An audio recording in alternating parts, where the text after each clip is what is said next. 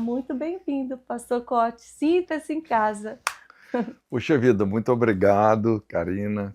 A gente ter essa oportunidade, estar nessa mesa aqui, poder compartilhar, falar sobre as coisas Amém. do reino de Deus. Isso é sempre assim um prazer inusitado. Estou Amém. aqui para Uhum. te servir e servir aqueles que estão nos ouvindo. Muito obrigada. É uma honra para mim receber alguém com tantos anos de caminhada, alguém que eu admiro, que eu sigo e que para mim é um exemplo, uma inspiração. Viu? Eu quero que você saiba quanto você é importante para o reino de Deus, para aqueles que estão começando, para aqueles que lutam para permanecer, que nós sabemos que é uma caminhada que exige dos nossos esforços, que exige do nosso sim diariamente, exige que a gente permaneça firme num propósito, que cada dia se torna mais difícil, como a gente tem visto nos dias atuais, né, a igreja se esfriando, o amor de muitos se esfriando, a apostasia. Então, você é um remanescente, então nós ficamos muito felizes e eu quero muito aprender com você. Então, E a nossa vida espiritual é isso que você falou, né? É como uma horta, é como um jardim. uhum, Demanda que a gente esteja continuamente, diariamente, uhum, cultivando. É um relacionamento, como Jesus disse, nem só de pão viverá o homem, mas de toda a palavra que procede da boca de Deus. uhum, Então, esse compromisso de andar com Deus, de cultivar a vida espiritual através de uma vida devocional diária, realmente é uma chave, né? sim, É muito simples, mas ao mesmo tempo demanda essa disciplina, né? sim, De sim, andarmos nas pegadas abertas pelo Filho de sim. Deus. Pastor, no teu caso, quando essa semente começou a ser plantada, o senhor veio de uma família cristã? Já haviam pessoas que colocavam em você um exemplo de fé?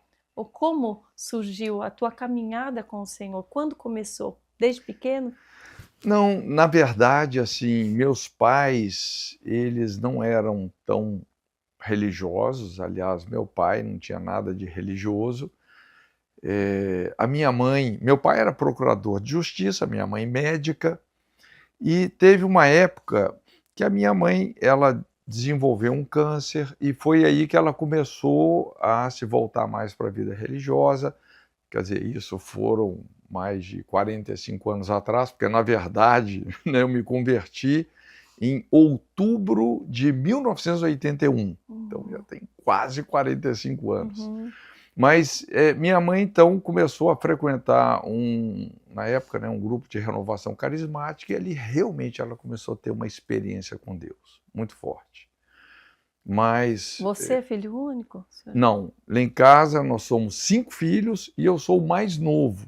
Ah, E foi quando então eu tive a oportunidade, né, de alguém falou do evangelho para mim, e foi interessante como a Bíblia fala muito sobre o dia da visitação de aham, Deus.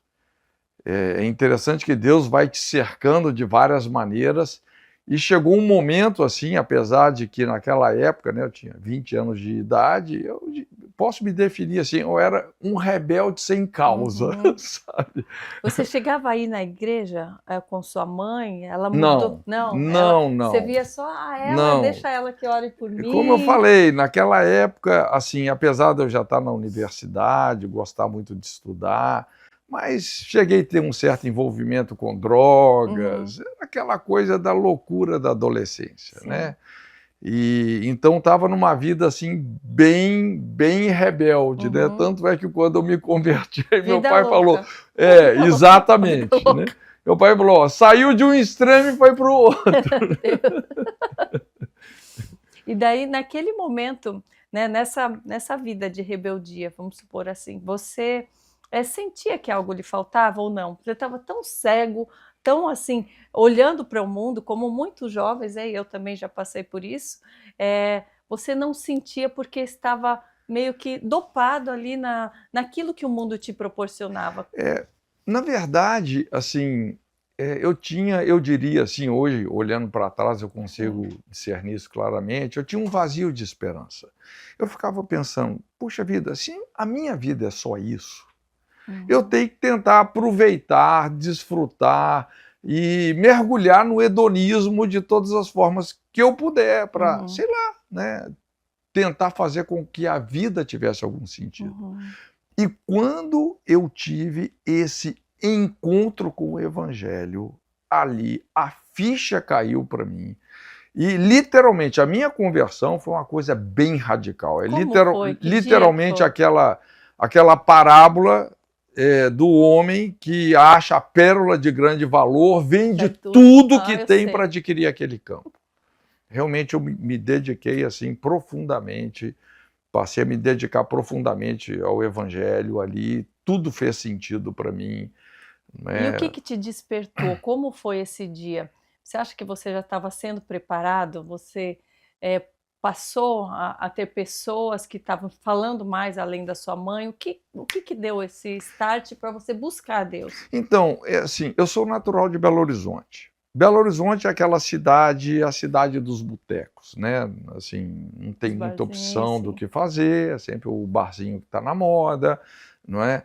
E eu fazia parte, assim, aquela época, né, isso 40 anos atrás, a gente tinha muita convivência, muitos amigos, uma turma enorme, que era só isso, viver nos embalos, de festa em festa, de namorada em namorada, essa coisa que, né, na verdade, você acaba quebrando a cara, assim, de muitas formas, né?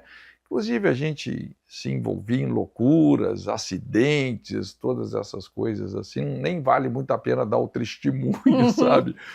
Mas, realmente, chegou num ponto que foi exatamente esse momento que você está meio, assim, insatisfeito, né, quebrando a cara, tendo muita decepção, porque não tem jeito, né? É a consequência. É a consequência natural de uma vida sem Deus. Você vai de frustração em frustração. E ali, realmente, assim, na época, eu comecei um relacionamento com uma moça na praia, né? E ela falou do Evangelho para mim. E quando ela falou do Evangelho para mim, algo assim testificou lá dentro. Ela já queria que eu me convertesse. Eu falei, olha, calma, né? E inclusive eu profetizei a minha conversão. Eu falei, eu acho que eu vou chegar nisso aí que você está falando, mas não é o momento agora. Né? E então ela frequentava um grupo em Belo Horizonte, assim, uma história muito curiosa, porque o rapaz que começou esse grupo, um grupo de estudo bíblico, o Enio, ele a família dele era dona de uma das boates mais badaladas de Belo Horizonte, a Legalope. E esse cara tinha uma sede por Deus. Olha só. E vinha de uma família muito rica, né? Mas ele começou a buscar Deus em seitas, uma série de coisas, não encontrava, começou a estudar a Bíblia, e ele teve uma experiência pessoal com Deus que mudou o coração dele. E dentro da boate ele começou a evangelizar as pessoas. Olha. Então ele falava de Jesus aqui, ele andava com um Novo Testamento, imagina, na época, dentro, né? Da boate. Ele tinha um cabelo até aqui, né? Que, assim, cara, sempre foi conhecido como drogado, os caras muito doido, né? Mas agora andava com um Novo Testamento enfiado na calça. O pessoal chegava lá na boate, o rapaz debulhava Jesus na turma. Um tanto de gente começou a se converter. Ele falou, eu preciso reunir esse pessoal. Fora desse ambiente. Isso. E começou a reunir com eles no Parque Municipal em Belo Horizonte. Foi onde essa menina me convidou para ir. E quando eu vi lá o Enio, e ele falava de Jesus com tanto brilho, com uma sabedoria tão sobrenatural, que ali, rapaz, o Espírito Santo me deu uma gravata, rapaz, e nunca mais me soltou. Ele falou, é isso que eu quero para minha vida. É isso que eu quero. Falei, não, ali eu senti, eu entendi o sentido da eternidade. A partir daí, o que mudou Na tua rotina, você passou também a ler a Bíblia, a buscar a Deus, a falar com Deus, a querer que Ele te Eu mudasse? não passei a ler a Bíblia, eu passei a devorar a Bíblia. E como assim, eu sempre gostei, eu sempre gostei muito de estudar, né? Eu me formei em engenharia, Uhum. assim, é uma área que eu gosto bastante, né? E a partir do momento, então, que eu me converti, assim, eu peguei um hábito muito forte, todos os dias, né? Estudava a Bíblia, mesmo porque, assim, eu tive exemplos muito bons nesse sentido. Eu lembro que uma época a gente estava se reunindo num local lá em Belo Horizonte, que era tipo uma igreja que era Hum. pastoreado pela irmã Esmeralda, e essa mulher, ela já tinha lido a Bíblia mais de 70 vezes. Ela começava a orar pelas pessoas ou pregar, ela ia recitando textos da Bíblia, capítulos inteiros, às vezes de cor. Uau, E ela tinha uma unção, Karina, para orar. Às vezes as uau. pessoas traziam ali pessoas problemáticas, não é? E ela começava a orar, começava a declarar a Bíblia, as pessoas eram sobrenaturalmente curadas. Então, assim, eu aprendi a amar a Bíblia com essa mulher. Mas eu já vinha, assim, de Uhum. um relacionamento devocional, uma dedicação muito grande às Escrituras, né? E a gente sabe que a palavra é viva e que ela transforma e que através dela nós vamos renovando a nossa Sim. mente.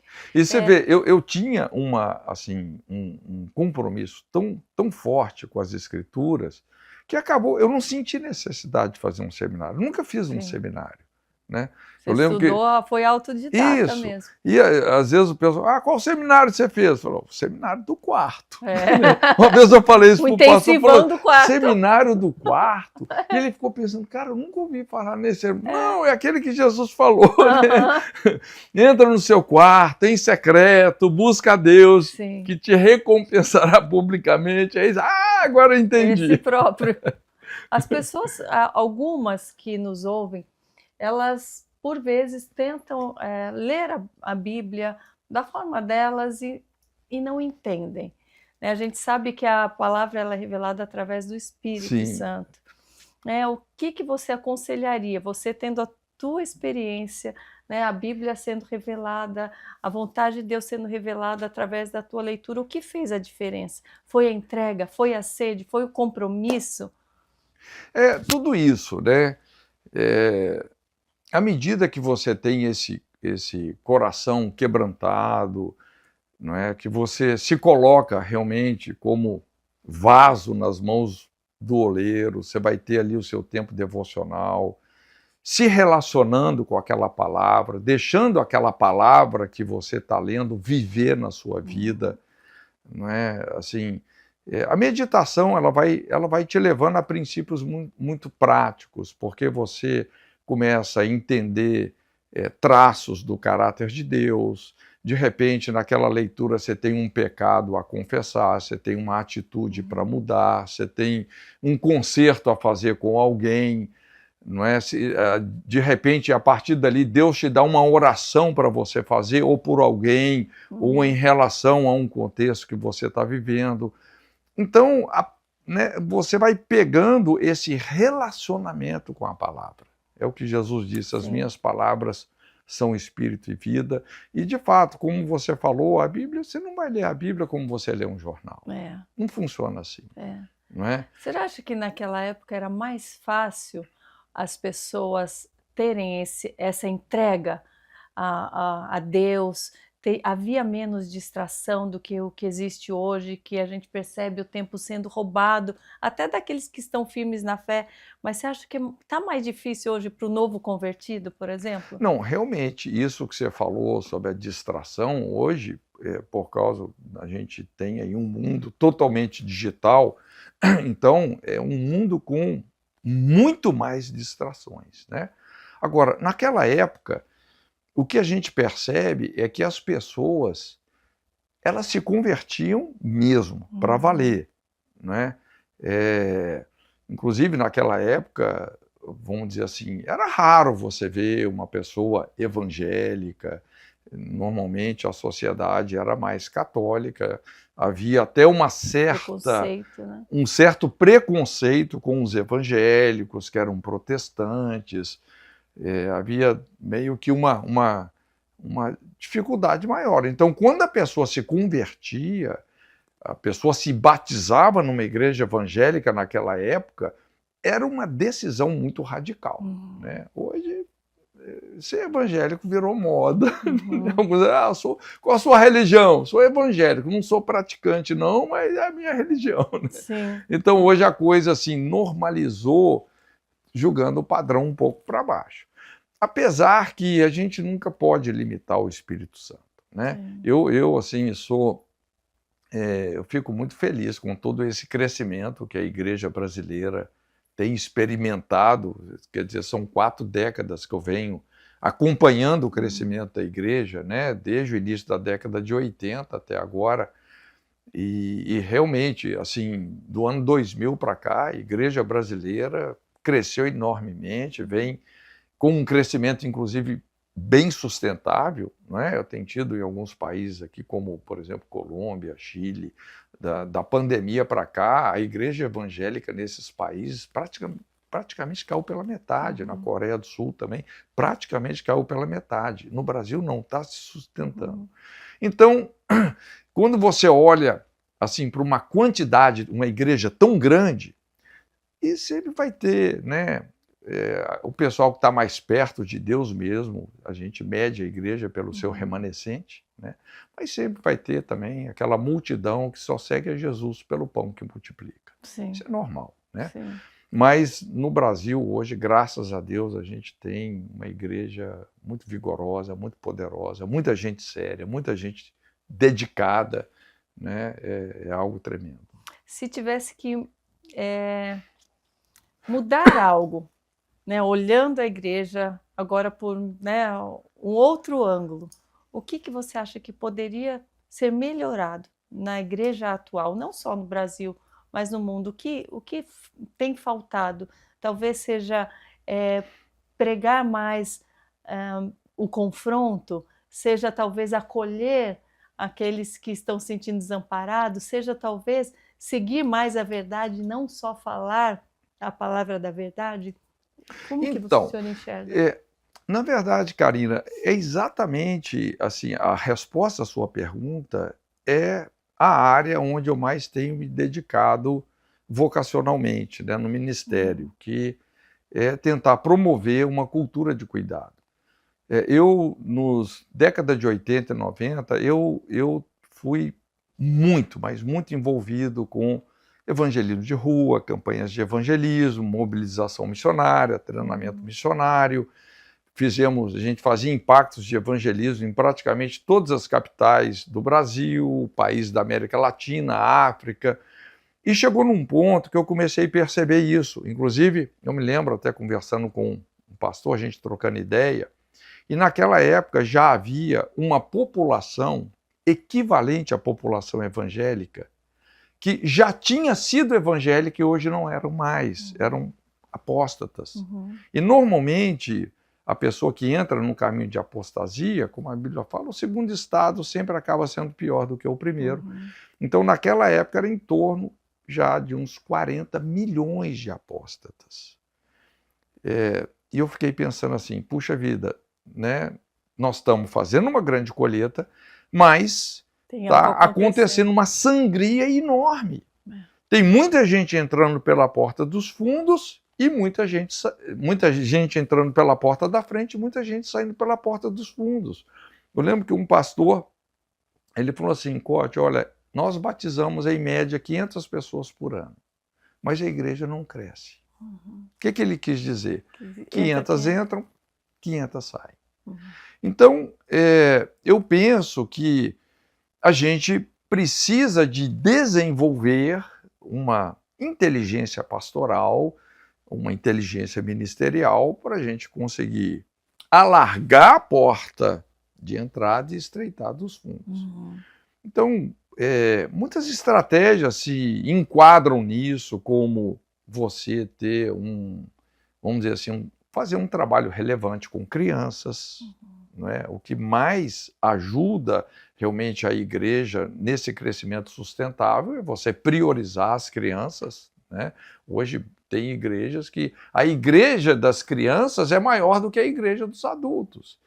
E também essa questão da cultura de cuidado, de um pastoreamento inteligente, porque principalmente nos nossos dias, as pessoas que chegam na igreja, elas chegam numa cama de UTI. As pessoas, elas chegam quebradas, arrebentadas. E só aquela palavra de domingo não sustenta, talvez, Pois né? é, e às vezes aquilo fica uma coisa assim muito superficial. Essas pessoas estão com questões existenciais seríssimas, né?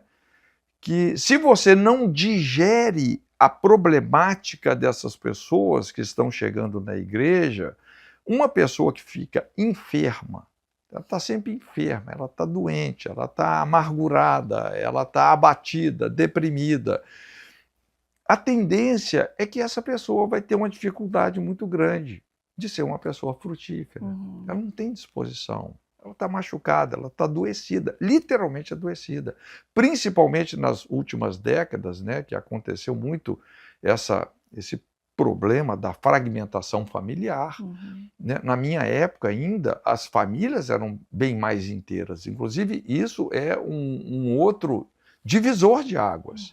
Atualmente, assim, muita gente que vem de uma família fragmentada, que cresceu sem referencial de pai, de mãe, de casamento, essa síndrome da infância desprotegida. Então é comum, às vezes você vai atender uma pessoa, a pessoa sofreu abuso sexual na infância, foi vítima de tentativa de aborto. Eu estou colocando alguns temas que eles não são temas que são abordados normalmente no dia a dia da igreja, mas para gente que interage com os bastidores das pessoas, no aconselhamento, aquilo ali você vê que está ancorando o desenvolvimento dessas pessoas. E hoje nem toda igreja tem um aconselhamento, né? A altura ou na quantidade necessária para atender todo o público também. Eu diria, grande é a seara e poucos são os cearenses. Pois é, e o que fazer? Qual que é a saída? Então, é nisso aí que nós estamos trabalhando. Eu estou exatamente nessa lacuna. Né? Então, eu desenvolvi livros, desenvolvi conteúdos, desenvolvi cursos, não é? Que hoje, pela misericórdia de Deus, eu diria que centenas de pastores e igrejas usam, não é? E muitas outras pessoas têm entrado nessa lacuna também, porque... São só os pastores que podem fazer os cursos? Não. Como que funciona? Não. É online? Na verdade, a gente tem presencial, tem EAD, ensino à distância, e também eu trabalho muito com a metodologia da videoaula. A gente treina os diretores acadêmicos que vão implantar isso em outros lugares. Em vez da pessoa ter que vir na nossa base, lá em Curitiba, para fazer o curso, a gente está treinando uma pessoa lá no Acre, no Japão, seja onde for, que vai poder pegar todos os vídeos, montar uma turma e cumprir aquela carga horária, inclusive fazendo os atendimentos à medida que as pessoas sintam a necessidade. Isso aqui nos Estados Unidos tem bastante, né? Eu sei que eu visitei algumas igrejas americanas e eles, inclusive, têm um setor só de aconselhadores, né? Sim. Separado do pastor, que são pessoas formadas só para isso. O Brasil não tem essa cultura, né? Está começando a ter, né? Você é um dos poucos, eu acho, ainda que faça esse trabalho, né? Mas é muita gente, viu, Karina? Hoje, assim, a gente precisa de desenvolver o ministério pastoral, como os outros também, né? Porque a Bíblia fala de uma índole apostólica, profética, evangelística, de ensino, mas eu fluo muito na parte pastoral, mas mais na parte do ensino, exatamente, ferramentalizando pastores, né? Entrando nessas lacunas da nossa geração, as principais feridas da nossa sociedade. Que são quais nesse momento? Depressão, ansiedades, aonde que você tem detectado as maiores feridas? Eu acho que o ponto mais fundamental tem a ver com o casamento. Eu costumo dizer que você pode resumir a cura de uma sociedade no casamento. Nós precisamos de uma revolução moral, criar assim um movimento pró-casamento. Tem que ser um movimento. Porque você pode observar toda essa onda de marginalidade, de perversão sexual, de abuso, evasão escolar, violência, delinquência, tudo isso deriva de um casamento destruído. Uma falta de estrutura familiar ali. Então, a partir do momento que uma criança, ao invés de ser protegida por o que eu chamo uma cobertura familiar, porque o pai, ele vai comunicar ou deixar de comunicar para os filhos 3 coisas: direção, limites e segurança. A mãe, por sua vez, vai comunicar ou deixar de comunicar 3 coisas: vínculos, nutrição e organização. E o casamento, o relacionamento conjugal, que também é uma pessoa, vai proteger ou desproteger os filhos na área de sexualidade, afetividade e companheirismo. Então você tem aqui 9 pilares que fazem parte da construção da personalidade dos filhos, da integridade desses filhos. A partir do momento que você desconfigura essa cobertura familiar, que é o projeto de Deus, rapaz, você vai ter perdas e desproteções que é difícil até de você mensurar o estrago que isso pode acontecer. Deixa eu lhe perguntar algo que é uma pauta que as pessoas evitam até de falar dentro da igreja, mas a gente já tem visto vários casos de mulheres, por conta da história de não poder separar no casamento, às vezes viver num relacionamento realmente de abuso, de violência, violência doméstica, ou até com filhos. Como o senhor enxerga a questão da fé e da religião, da igreja, nesse tipo de caso? Caso de polícia, vamos dizer assim, até, né? Sim. Inclusive, aqui, ó, esse livrinho aqui, essa é uma das lacunas hoje, é uma das... É o que eu te falei, sempre quando eu vou escrever um livro, eu faço isso a partir de uma brecha existente. Né? A Bíblia fala, procurei alguém que estivesse na brecha. Então, quando você converge o discernimento da brecha que Deus quer que você feche na sua geração com a sua competência vocacional, realmente você começa a evitar muita destruição. Então, essa área que eu falo que é a lei, a moral e o divórcio. Que, inclusive, para a gente falar sobre esse assunto, né, do divórcio, você precisa de muito esse discernimento. Né, de você entender a natureza de Deus, a natureza da lei, a natureza do caso, porque cada caso é um caso, não é? Então, você está falando de casamentos onde a coisa chegou num ponto, como você resumiu bem, caso de polícia. A Bíblia tem uma terminologia para isso. A terminologia que Moisés usou, quando ele fala sobre a possibilidade do divórcio, é eruá dabar, que é traduzido no português como uma coisa indecente, mas uma coisa que se tornou insustentável.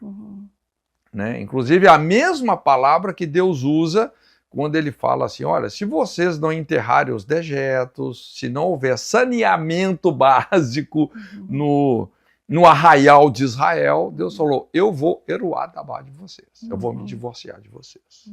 Eu não piso em esgoto a céu aberto. Não é? E é a linguagem que ele usou para esse tipo de toxicidade num casamento. A linguagem, o termo que Jesus usou, quando ele fala a não ser por, né, a questão do divórcio, a palavra ali é porneia. A palavra não é adultério, Moshe, é porneia.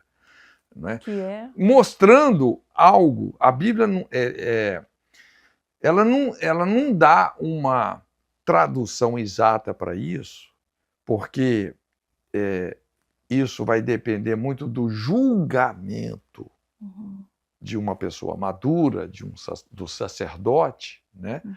Então, tem casos realmente, assim, que envolve, né? Se a gente fosse trazer isso para a realidade hoje, quando você pensa num marido violento, um cara que bota o revólver na cabeça da mulher, que coloca a faca no pescoço, puxa vida, às vezes, se não acontecer um divórcio, ou ele vai matar ela, ou ela vai matar ele.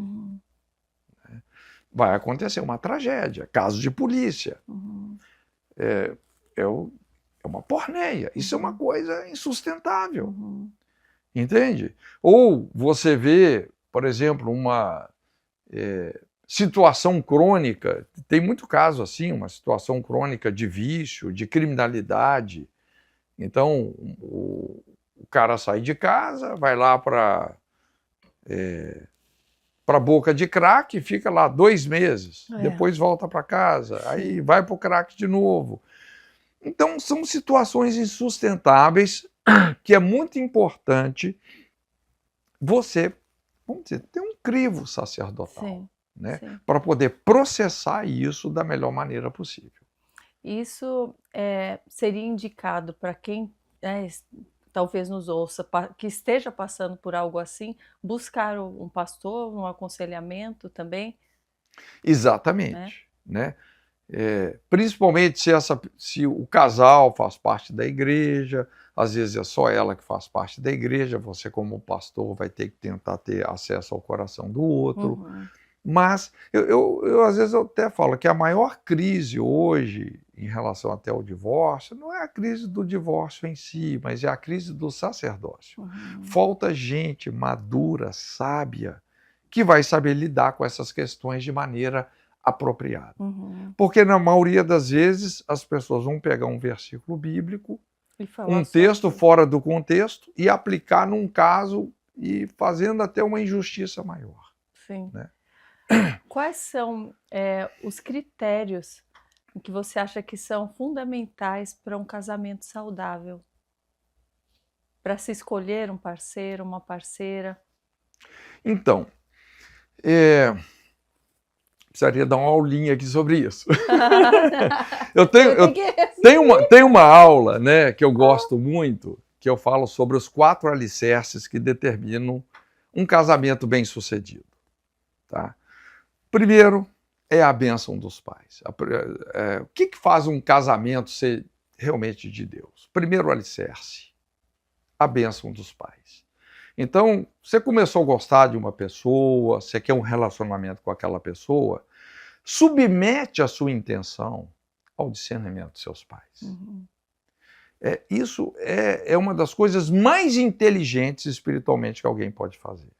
Eu não sei se já percebeu. Mesmo se os pais, às vezes, não têm nenhuma fé ou sejam mais ignorantes. Mesmo. É impressionante como pai e mãe é boca de Deus. É impressionante. Como um pai e uma mãe, mesmo que às vezes não são nem crentes, mas eles conseguem ter a percepção de quando um filho, uma filha está entrando numa canoa furada.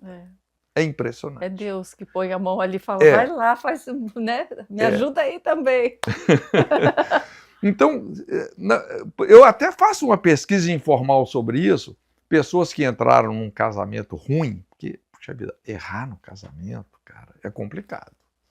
Né? Porque depois não dá para só falar, não era vontade de Deus. Se não era, passou a ser, porque você fez um voto. Né? Mas eu pergunto assim, olha, quando você foi casar com essa pessoa, que hoje você está falando que você não devia ter casado, alguém te alertou? Ah, bem que minha mãe falou, bem que meu pai falou, bem que meu pastor falou. Posso? E olha que Deus também fala, não são só os pais, amigos, Deus também, mesmo quando por muitas vezes a gente não o reconhece, eu sei porque no meu caso foi assim, hoje eu olho para trás e vejo tantos alertas que ele me deu, assim, tipo uma semana antes do meu casamento, coisas absurdas, e eu falo, não, mas agora já marquei, agora vou ajeitando no meio do caminho. E eu olho, Deus, não faça isso. Mas esses alertas, essa conversa aqui, eu acho assim, que é muito produtiva, porque, né, tem muita gente que está ainda solteiro, Uhum. e quando a pessoa entende esses alicerces, gente, isso aqui é uma proteção, é uma chave muito grande. Mas a primeira coisa é isso, é ter a anuência dos pais. Olha, quando um pai e uma mãe falam assim, ó, eu abençoo, cara, você já sabe que você está no caminho certo. O segundo alicerce é a bênção dos pastores. Quando eu falo pastor, é aquela pessoa que você tem uma afinidade espiritual, que você abre o seu coração, né? E às vezes, alguns de nós, às vezes até tem pastor que conhece a gente às vezes até melhor que os pais. Porque depois de uma certa idade, tem coisa que às vezes você não fala tanto com pai e mãe, mas você fala com o pastor, né? Mas é um desafio, né? Porque você ter que aconselhar uma pessoa apaixonada, se a pessoa está só apaixonada pela pessoa certa, é maravilha, mas quando a pessoa está apaixonada pela pessoa errada, iludida, ela cega, né? Aí é complicado. Então eu coloco quatro subpontos aqui, né? Eu como pastor, como é que eu discipulo essas pessoas solteiras? Eu falo assim, olha, primeira coisa, antes de você se casar com essa pessoa, você tem que poder se casar com o Deus dela. Tá? Você tem que se casar. Você é filha de Deus. Se ela não é filha de Deus ainda, não é que ela seja melhor ou pior, mas é uma questão de julgo desigual. Você é filho de Deus, se ela não é filha de Deus, vai ser filha de um Deus estranho, como Malaquias 2 fala, Sim. Judá se casou com filha de Deus estranho, o homem que fizer isso será extirpado das tendas de Isaac. Né? Então tem que poder se casar com Deus dela. Já seria um critério para ficar, né, de Isso. olho e esperar eu honestamente, eu como pastor, eu não faria um casamento de um crente com um não crente. Não é que eu estou discriminando esse não crente e acho nenhum não crente é melhor ou pior do que ninguém. Não é? Mas nem todo mundo é filho de Deus. Né? A pessoa só é criatura de Deus. Então você tem que poder se casar com o Deus da pessoa. Aí você tem que também poder se casar com o caráter daquela pessoa. Às vezes a pessoa está até na igreja, mas é mau caráter. Paulo fala, não vos associeis com todo aquele que, dizendo-se crente, for mentiroso, roubador, idólatra. Eu lembro, assim, de uma irmãzinha, né? Ela ia até vir fazer um curso lá com a gente, falou, pastor, não vou poder ir e tal, porque, cara, ela casou com um cara, e o cara complicou tanto, o cara roubou ela e deixou o nome dela lá no SPC, o cara acabou com, né? Então, imagina, você como pastor está acompanhando aquele casal, você vê que uma pessoa, apesar de estar na igreja, tem uma índole assim, de mau caráter, cara, não se case com essa pessoa. Ah, mas depois que casa, melhora. Será que melhora ou piora? Não, piora. Piora bastante. Você fica tentando, então, tentando, veja bem, você se esgota falando. Com alicerces você não brinca, né? Você tem que poder se casar com o Deus da pessoa, o caráter da pessoa. Você tem que poder se casar com a missão da pessoa, né? Isso normalmente não dá muito problema, mas tem situações que às vezes são mais difíceis, não é? Eu sou filho de médica, né? Assim, vida de médico não é fácil, é de plantão em plantão, não é? Eu também frequento muito a vida missionária, né? Um mundo de missões. Às vezes a pessoa tem um chamado missionário, casou com uma pessoa que não tem um chamado missionário. Daí vai ficar mais separado do que junto, o cara tem um chamado transcultural, ir até para um outro continente. O outro não está disposto a atravessar nem a rua para falar de Jesus. Rapaz, vai ser complicado. Isso é uma bomba relógio. Não é? Então, no discipulado desse novo casal, a gente vai tratando isso. Pô, você pode se casar com Deus da pessoa, não tem julgo desigual, você pode se casar com o caráter dessa pessoa, né, ter uma afinidade ali de caráter dentro das propostas, né, e valores das escrituras, você tem que poder se casar ali com o chamado da pessoa. Eu sempre falo para as mulheres, antes de se casar com o seu futuro marido, case-se com a missão dele. E a questão da santidade? Na tua opinião, isso é algo também fundamental para um novo relacionamento, para essas pessoas que vão, né, se casar no futuro, o tempo de conhecimento também da pessoa, porque tem gente que fala, como que eu vou me casar se eu não conhecer? Essa teoria da modernidade, né? Como que você pautaria isso à questão bíblica mesmo? Sim, é lógico, né? Você tem que ter um tempo suficiente para você poder conhecer aquela pessoa, né? Essa é exatamente a ideia. E também, por isso que quando você coloca essas esferas de autoridade, você está conhecendo a família daquela pessoa, o pastor daquela pessoa, entende? Tudo isso vai te dando um certo conhecimento e esses alertas né, também vão vindo testificando ou não se aquele relacionamento, se você pode assumir um relacionamento como aquele. Porque o casamento é uma decisão para a vida toda, né? Ou deveria ser. E quando não é, puxa vida, traz muito sofrimento, muitas perdas, não é?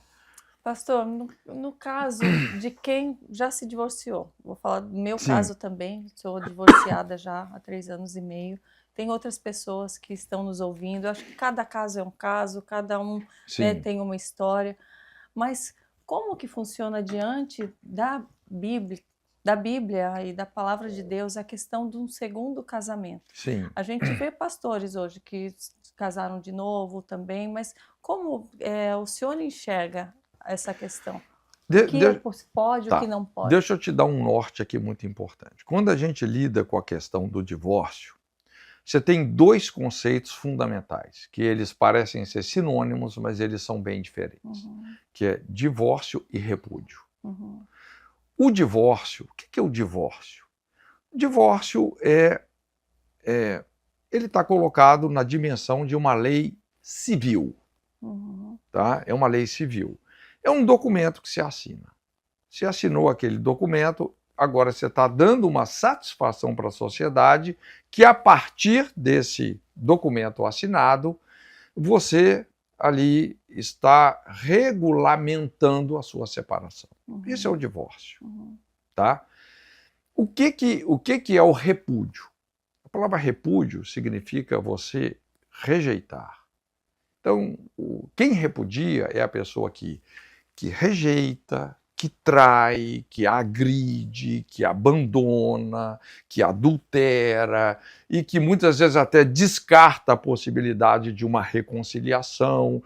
A pessoa simplesmente risca aquela pessoa da população mundial e fala, você está julgada fora.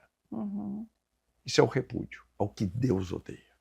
Por quê? Porque a natureza de Deus Mas tem uns que querem fazer tudo isso e permanecer ainda. Tem uns que querem fazer tudo isso e permanecer, para não falar que está repudiando. Isso.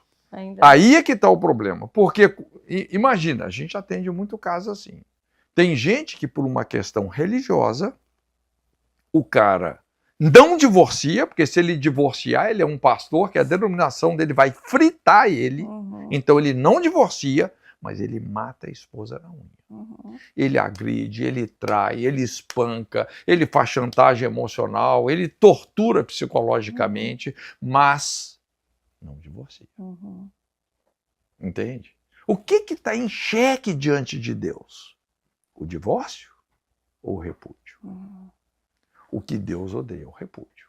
A natureza de Deus é reconciliação. Deus estava em Cristo, reconciliando consigo mesmo o mundo, colocou em nós a palavra e o ministério da reconciliação. Por isso que quando Jesus se refere aí toda essa lógica do repúdio, ele fala isso, dureza do coração. Isso não é o propósito original de Deus.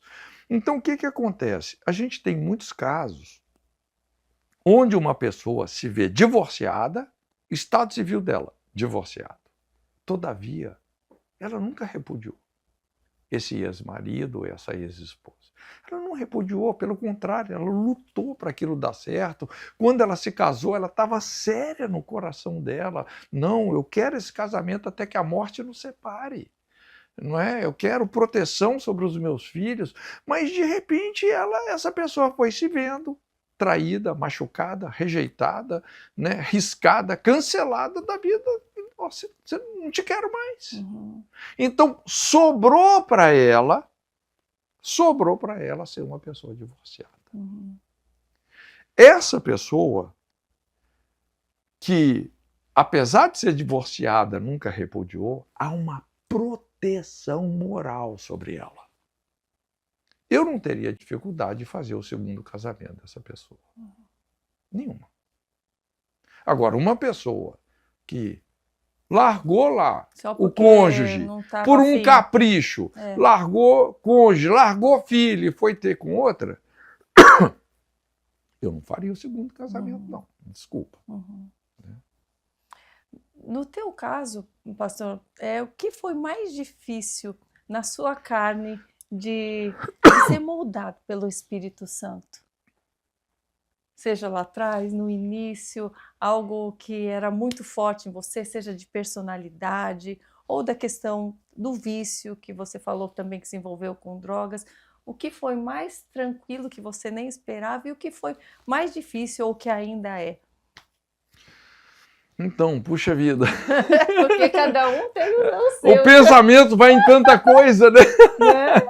Lógico, quando você se converte, você vem assim de um comportamento de vício, envolvido numa turma enorme, né? Sim. Então, foi uma batalha, né?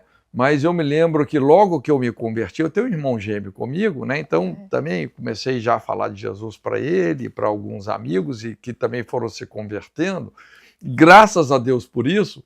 Aí nós fizemos assim um acordo.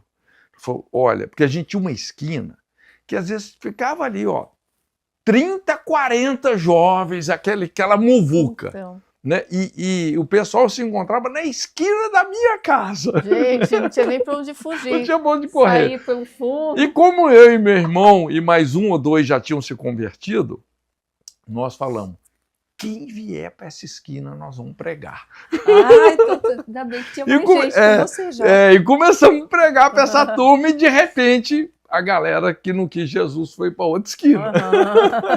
Foi mais forte a luz ali. Mas foi um desafio, viu? Aquilo foi um desafio. E na personalidade? Né?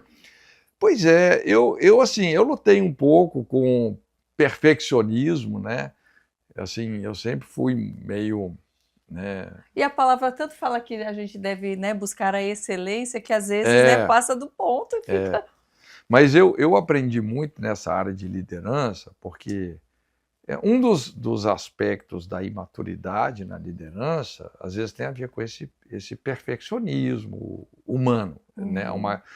Nesse livro aqui, ó, esse aqui, ó, Cura e Edificação do Líder, eu tenho até um capítulo que eu falo sobre isso, né? A perfeição divina e o perfeccionismo humano. E eu era assim, cara, eu era muito lei, né? Aquela coisa assim. E quando eu fui para missões, quando eu tive o meu chamado missionário, eu tive que liderar uma comunidade, Karina, durante 7 anos, morando com mais de 30 pessoas. Rapaz, aquilo era uma máquina de te moer. Nossa, aqui tem um domínio próprio. Não, porque uma coisa é você conviver domingueiramente com as pessoas. Você pensa que você conhece as pessoas. E você até pensa que se conhece.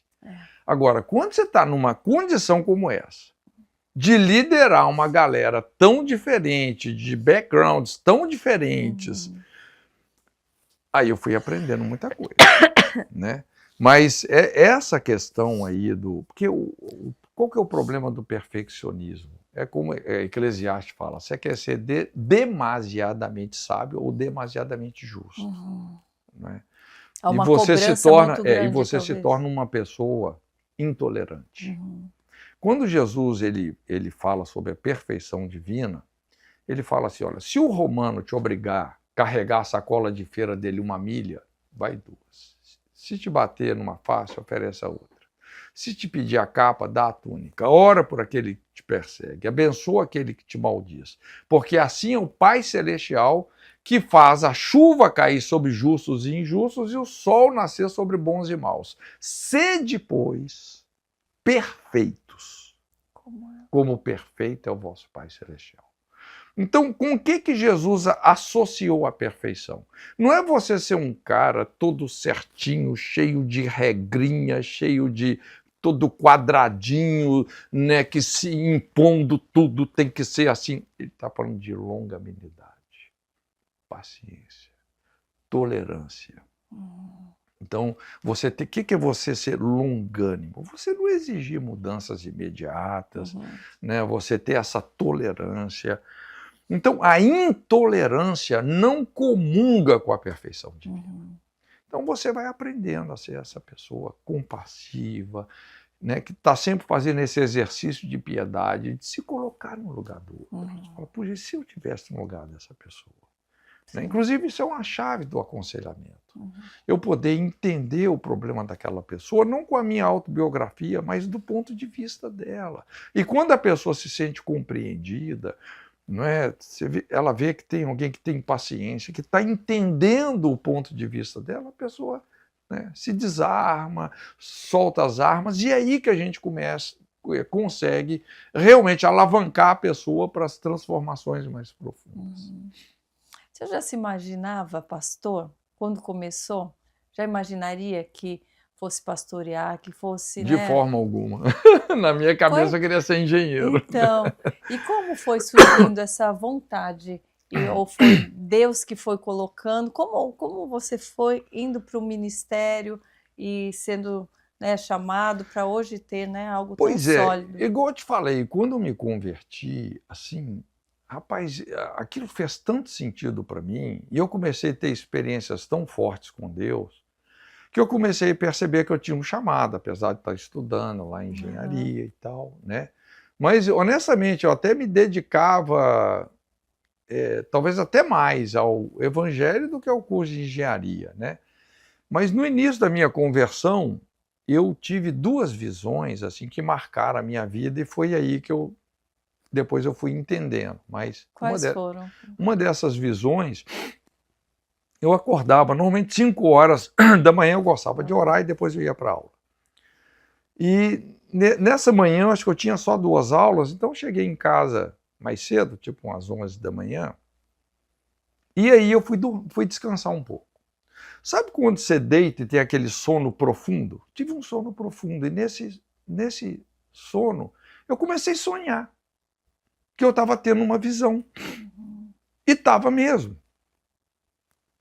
E eu lembro que nessa visão eu olhei para o céu e eu vi uma pomba. E eu olhei assim, vi aquela pomba no céu, e na hora, assim, parece que intuitivamente, né, você vai tendo uma comunicação espiritual. Então eu falei, é o Espírito Santo. E ela foi vindo para mim. E quando ela foi vindo para mim, eu falei, não, ela vai tocar em mim. E quando ela tocou em mim, eu fiquei tão estarrecido pelo poder de Deus. É como se tivesse assim um êxtase, mas ondas tão poderosas do Espírito Santo cortando a minha alma, que eu acordei, mas eu estava quase que imobilizado de tanto êxtase. E eu tive uma visão de uma espada nos céus, que eu não entendi, na época eu não entendi. E eu lembro que na época era o pastor Zezinho lá de Belo Horizonte. Essa da espada foi outra experiência. Não, foi meio que junto. Junto. Né? E eu contei para ele essa experiência, né, da espada. Ele falou, não, isso provavelmente Deus está te chamando para um ministério de pregação.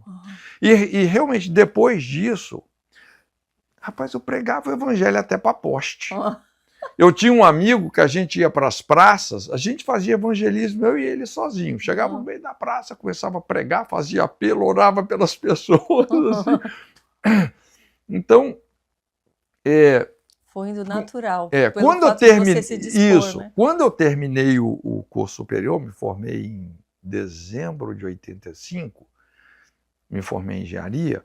Pouco antes, eu tirei mais ou menos...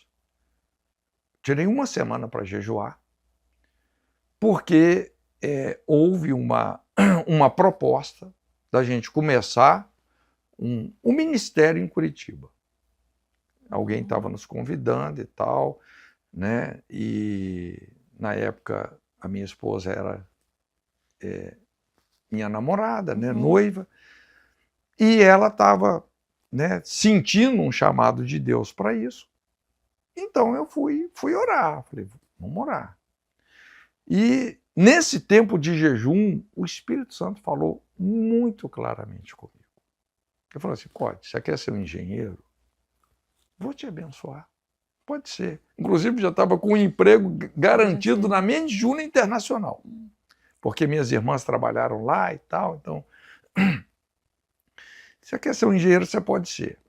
Mas Deus falou, eu estou te chamando para outra coisa. Para deixar tudo isso no altar e você se envolver com um chamado missionário. E quando isso veio com uma clareza tão grande, que honestamente foi a decisão mais fácil que eu já tomei na minha vida. Peguei o diploma e joguei na churrasqueira. Depois de 4 anos de curso? Depois de 5 anos. 5 anos. Eu fiz engenharia na Católica, Universidade Católica em BH, um curso puxadíssimo. Né? Graças a Deus, meus pais sempre respeitaram muita gente, assim, lógico, eles não entenderam muito. Sempre fica com medo, né? Mas falou, não, se é isso que você quer, ok, né? E como foi essa nova experiência, depois de estar à frente do ministério? Foi aquilo que você esperou? Foi melhor? Foi muito difícil, desafiador? Parece que você está dentro de uma máquina de lavar roupa. Você fala, uma hora vai passar. Deus, ajeita aí. Mas são aqueles paradoxos do reino de Deus, como nada tende, possuindo tudo, como pobres, mas enriquecendo a muitos. Sem entender tudo, mas obedecendo. Karina, tinha dia que a gente não tinha o que comer. Não estou exagerando. Tinha dia que a gente não tinha o que comer, mas a gente era feliz demais. Rapaz, normalmente o meu tempo devocional era das 5 da manhã até meio-dia, buscando a Deus, e às vezes a gente compartilhando aí junto, aí às vezes almoçava, depois do almoço a gente saía para o evangelismo de rua, à noite implantando a igreja. Cara, mas era um mover de Deus. A gente estava... Foram anos que, honestamente, eu meio que sublimei. A gente não tinha televisão, não tinha nada disso. A gente estava dentro da nuvem. Foi um negócio muito tremendo. Falo da bolha, né? De Jesus. Dentro da Shekinah. Ai, glória a Deus.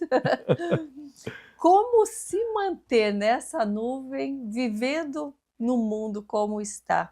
Qual seria o segredo, né, a chave? O que você tem feito? Mas é isso, é entrega, né? É você manter a sua vida no altar. A gente tem que andar no espírito da aliança. Tudo que eu sou, tudo que eu tenho pertence a Ele. Está no altar. Né? Como que Deus fala com você?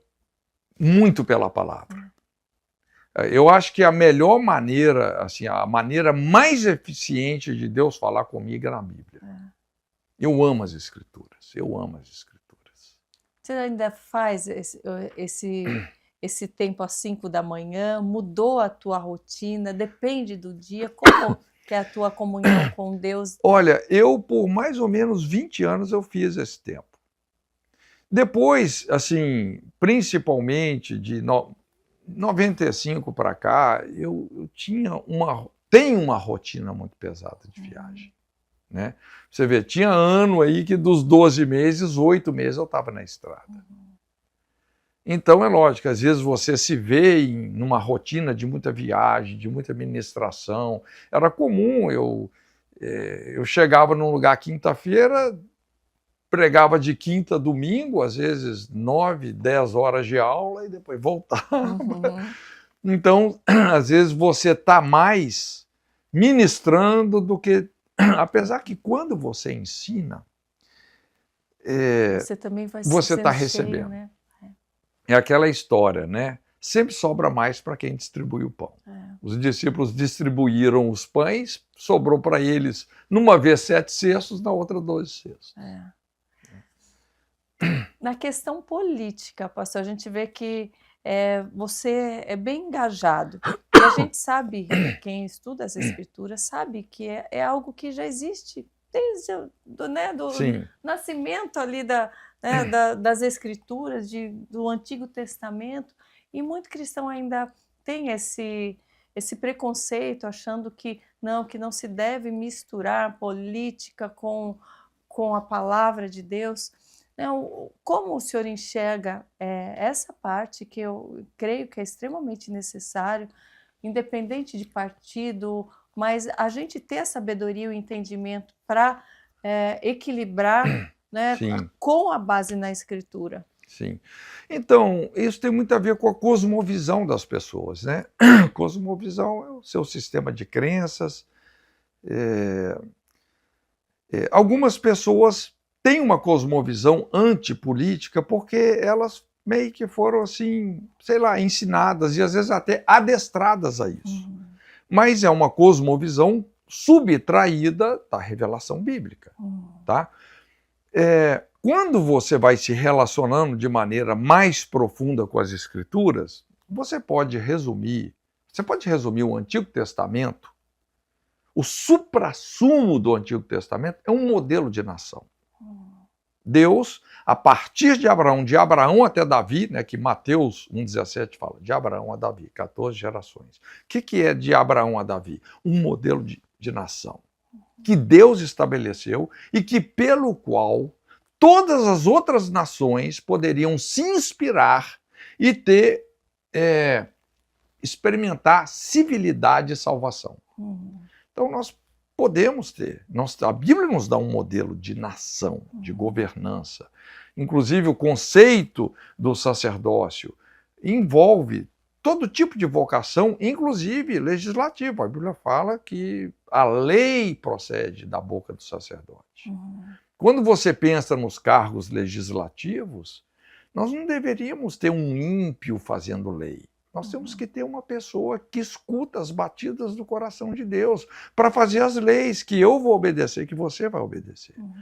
Então, o Antigo Testamento, você tem essa lógica de discipular as nações por um modelo de nação que Deus deu.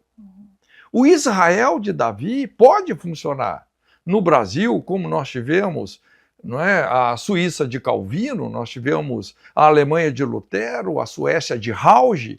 Nós podemos ter um modelo de nação onde as instituições são santificadas. Agora, se a igreja se retira disso, é problema. Então, Antigo Testamento, modelo de nação. Novo Testamento, você tem um modelo de igreja. Já é essa lógica de uma transformação de dentro para fora. O reino de Deus vai fluir de dentro para fora. Então, o Novo Testamento, ele não veio para substituir o Antigo, ele veio para ser uma continuidade. Quando você faz a convergência entre um modelo bíblico de nação e um modelo bíblico de igreja, é possível você ter uma sociedade salva e civilizada. E o que o povo pode fazer? Aí vem a nossa responsabilidade. Entende? Né? Veja bem, no mundo espiritual não tem vácuo. Né? A Bíblia tem um provérbio que fala assim, sobre o justo dá lugar ao ímpio, como fonte turva e manancial corrupto é o justo que dá lugar para o ímpio. Você não ocupou aquele lugar lá, o ímpio vai ocupar. Entende? E assim, a caneta na mão de um presidente, de um juiz, de um legislador, de um senador, cara, essa caneta pode salvar muita gente ou destruir muita gente. Então, são áreas realmente estratégicas, né? Eu costumo dizer que a igreja ela precisa de uma reforma teológica, né? Porque, assim, nesse sentido até da política, de governança civil, a Bíblia tem livros inteiros sobre isso. Você tem 1º e 2º Samuel, 1º e 2º Reis, 1º e 2º Crônicas, Neemias, Esdras, né? Moisés, você vê lá, a primeira escola de juízes na Bíblia, Moisés inaugurou. Então, assim, o pessoal, infelizmente, tirou essa parte da Bíblia e não sabe como se relacionar com essa sociedade. Quem não está no cargo de liderança, né, na igreja, que é apenas quem está ali no banco, como ele pode, né, estar fazendo a parte dele com relação a isso, porque ele vai acabar sofrendo, né, aquilo que aquele governo vai estar Sim, implantando, porque é. nós como cristãos temos que obedecer. Isso também é bíblico, né? Dai a César o que é de César, nós temos que obedecer Não é às muito leis, assim não, né? tá? Como então seria? Não, na verdade, assim, é muito importante, né, que todos nós assumamos a nossa responsabilidade Aham. em relação ao nosso governo, principalmente porque nós estamos num modelo de governo democrático. Assim, o sistema de governo é muito importante ser assim, considerado como uma variável importante dessa equação. Uhum. Tá? Nós estamos numa democracia. Tá? Nós não estamos aqui numa teocracia ou numa monarquia. Uhum. Tá? Nós estamos numa democracia.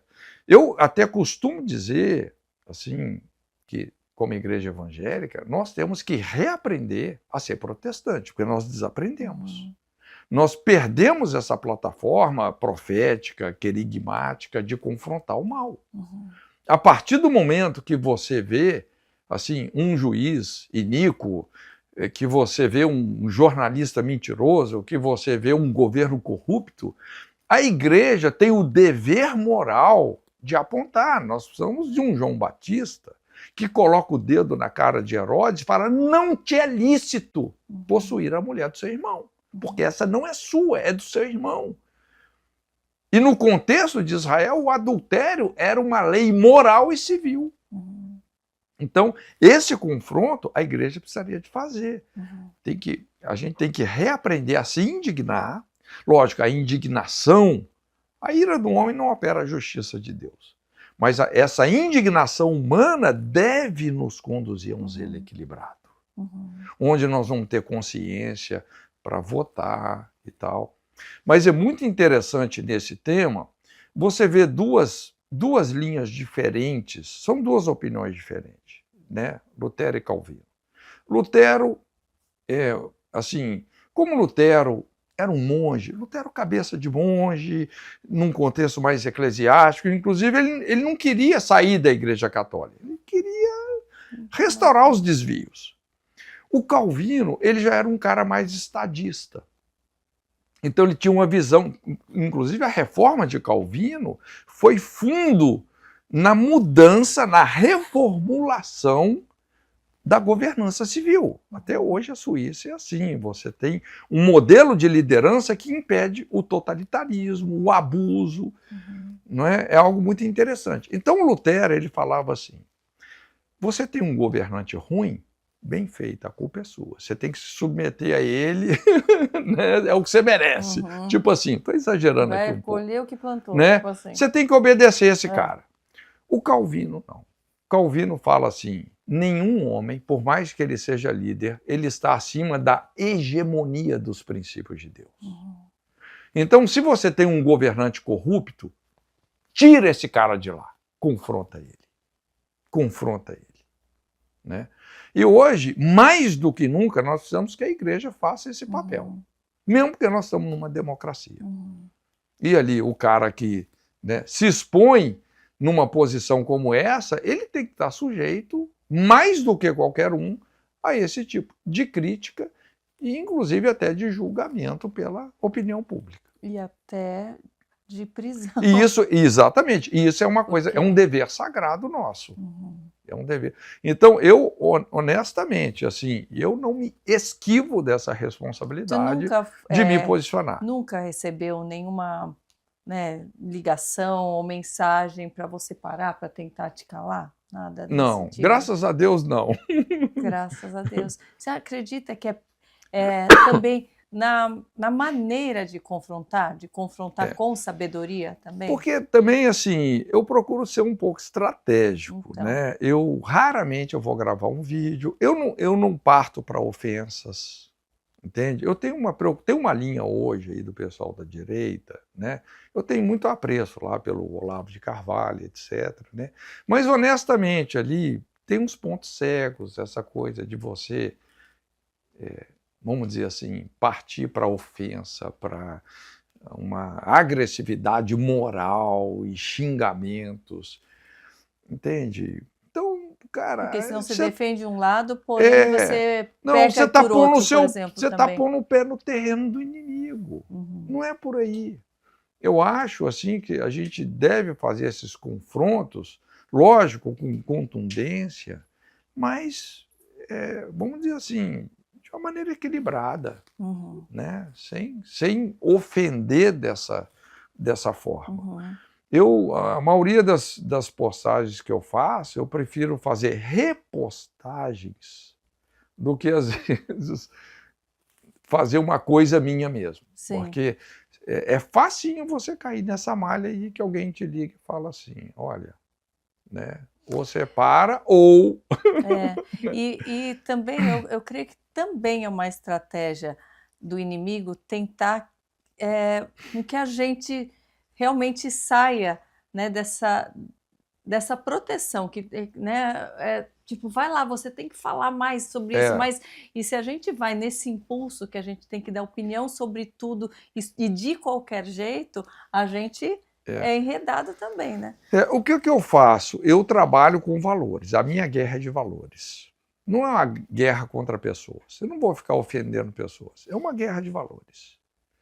Né? Lógico, às vezes é difícil você separar o seu posicionamento dentro de determinadas pautas das pessoas que estão Na defendendo pauta. contrariamente aquilo. Uhum. Tanto é que eu vivo no castigo. Eu estou no castigo no Instagram. É difícil. Como assim no castigo? O que é o castigo? Não, o castigo hoje eu não posso fazer live, eu não posso Ah, fazer monetização, eu sempre estou no castigo.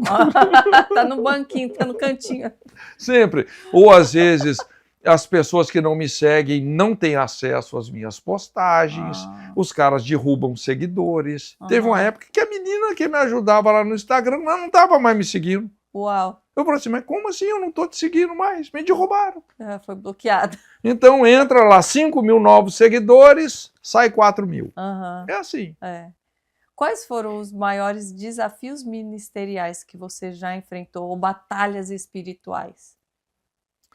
Olha, eu não sou muito de valorizar assim essas batalhas, nem me lembro, né? Porque a gente já se acostuma tanto com os embates e as colisões que eu não, assim, né? Às vezes você passa algumas encruzilhadas na vida, mas um com Deus é maioria, dois é covardia. Então, é impressionante como, né, se você é aquela pessoa que realmente assim prioriza o reino de Deus, cara, você não esquenta a cabeça.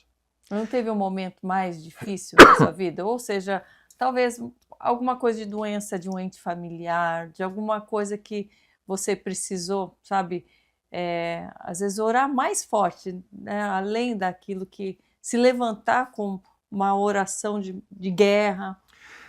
Teve assim, quando, por exemplo, meu pai ficou doente, né, que eu, assim, orei bastante, mas a gente já vinha orando para que ele pudesse ter um encontro com Jesus, né, e naqueles últimos 3 meses de vida dele que ele ficou no UTI, ali, assim, impressionante como ele teve um encontro com Deus. Então foi o que Deus não fez a vida inteira. Fez ali. Foi aquele Graças caminho, a Deus. né? Graças Mas eu, assim, sei lá, minha vida assim é tranquila, muita paz, né? Eu creio que essa estabilidade, Eu acho a que constância dá essa estabilidade, né?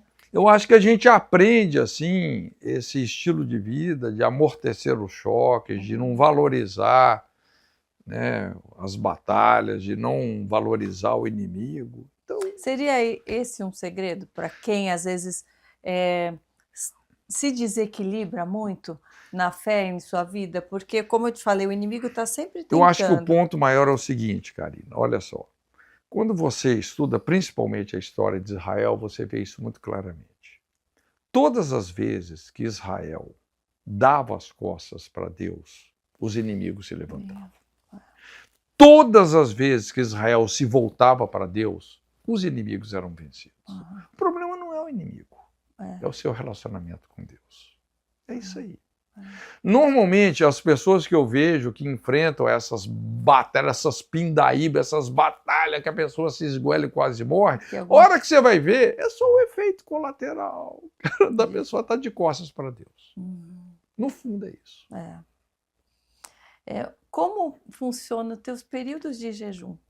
Você ainda faz? Olha, ultimamente não tem feito, não.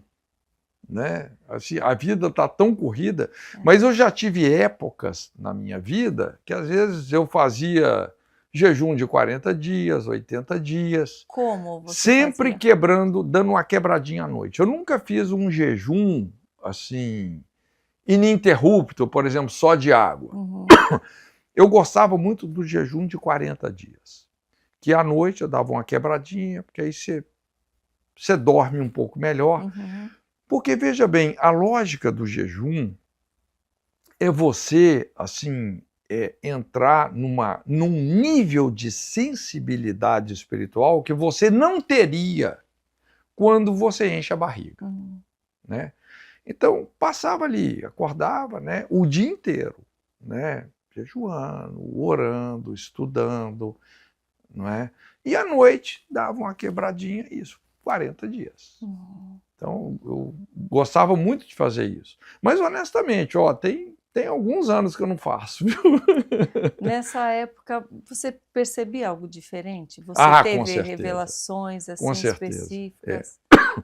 E eu penso assim que, principalmente quando, assim, para o seu ministério decolar, tem uns momentos estratégicos. Assim, eu nunca jejuei só por jejuar, mas esses jejuns prolongados, o Espírito Santo te leva. Como Mateus 4 e Lucas 4. Né? O Espírito Santo conduziu Jesus ao deserto para que ele jejuasse. Sim. Né?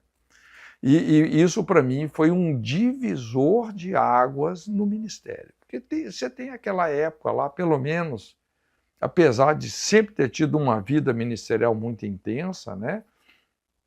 Mas no início, quando nós chegamos lá em Curitiba, foram uns 15 anos assim de anonimato mesmo, de você estar ali só, né? E é isso aí, é você crescer para baixo. O jejum nessas fases, na minha opinião, é muito chave. É a raiz. É muito chave. Biblicamente, existe alguma história, alguma passagem que você se identifica mais, que você gostaria de ter vivido, ou você olha, por exemplo, eu olho para Paulo e me vejo como Paulo, eu me sinto parecido. Eu olho para João Batista e quantas vezes eu me vi clamando no deserto. Como o senhor se vê? Um cara que eu gosto muito é o apóstolo Paulo, porque eu sou muito assim, muito desprendido, muito missionário, né, mais apostólico, trabalhei muito tempo com pioneirismo, inclusive na área de ensino, o meu ministério é muito apostólico, o apóstolo é o missionário. Aliás, assim, Deus me trouxe para a vida missionária por causa disso, né? E o ministério apostólico é isso, é você romper fronteiras, é você chegar onde ninguém ainda nunca chegou. Hoje, apóstolo virou sinônimo de bispo. Né? Então, o cara tem uma igreja muito grande, ou ele tem várias igrejas, então agora ele é o apóstolo, porque ele lidera. Mas apóstolo, na Bíblia, a essência, não que não possa ser um apóstolo também coordenando igrejas, né? Mas a essência do ministério apostólico é o enviado, é o pioneiro.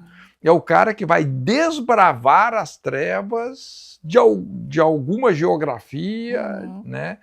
Ou teologicamente também, tem os apóstolos, né, que de repente cruzam algumas fronteiras assim, em termos de trazer uma revelação para aquele tempo. Né?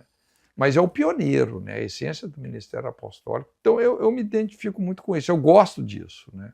E como missionário, né, da Jocum e tudo mais, como você enxerga o mundo relacionado com a fé e quais lugares que você ainda sonha, né, talvez conquistar, que o evangelho chegue?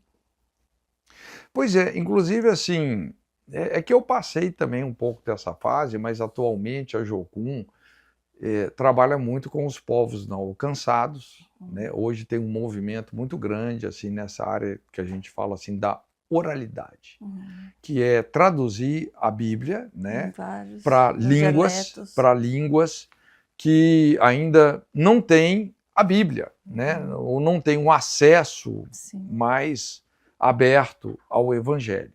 Então hoje tem uma metodologia, até por causa da tecnologia, que assim, a Jocum está trabalhando muito com isso, né? Primeiro, a Jocum fez uma, que a gente chama de 4K, uma distribuição do mundo em 4.300, que a gente chama lá zonas ômegas. Porque, por exemplo, você fala assim, eu tenho um chamado para a China, só que a China tem 400 línguas. Você fala, tá bom, você tem um chamado para a China, mas qual povo lá? Qual etnia? Nossa. Qual língua? O Brasil, a gente tem 2 zonas ômegas, né? Mais o norte e o sul. Porque é uma língua só, é fácil de você alcançar. A Índia, imagina a Índia. Entende? Então, o mundo foi dividido estrategicamente para que a grande comissão você tenha, assim, um alvo fácil. Imagina, você pega...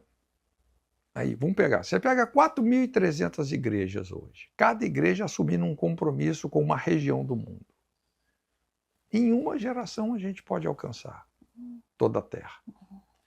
Mas essa questão da oralidade, porque antes, por exemplo, você mandava um missionário, eu conheço um missionário que ficou só para aprender uma língua de uma tribo indígena no Amazonas, o cara ficou 10 anos para aprender a língua.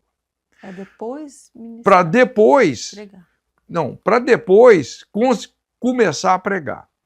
Para depois começar a traduzir parte da Bíblia para essa língua. E antes disso você tem que gerar uma escrita, porque a língua não tem escrita. Quando você vai ver esse processo, vai durar 30 anos. Hoje, o que o pessoal faz?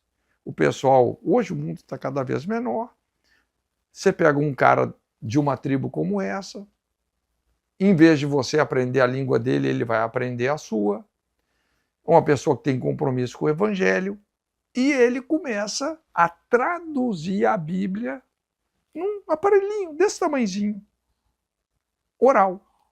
Que, inclusive, é o que ele tem familiaridade, porque esses povos, eles não são povos da escrita. A comunicação mais forte para eles não é a escrita, é a oral, é contar a história. E você está contando a história da Bíblia, narrando a Bíblia, numa linguagem cultural que o povo dele entende.